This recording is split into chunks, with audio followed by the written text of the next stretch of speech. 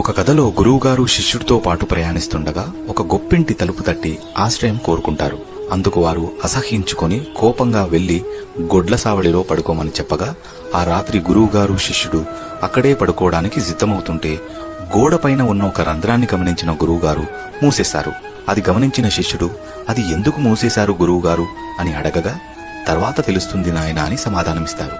ఇంకొక రోజు ఇంకొద్ది దూరం వెళ్ళాక ఒక పూరి గుడిసెలోని పేద దంపతులను ఆశ్రయం అడగగా వారు ఎంతో సంతోషంగా ఆప్యాయతతో గౌరవించి భోజనం పెట్టి అతిథి మర్యాదలు చేస్తారు.